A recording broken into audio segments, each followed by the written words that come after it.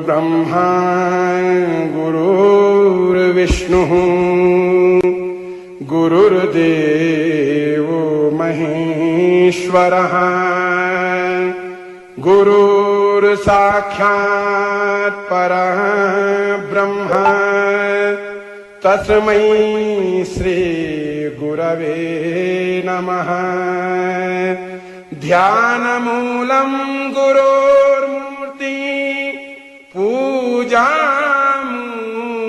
गुरोर्पदम् मन्त्रमूलं गुरोर्वाक्यम् मोक्षमूलं Gurukripa.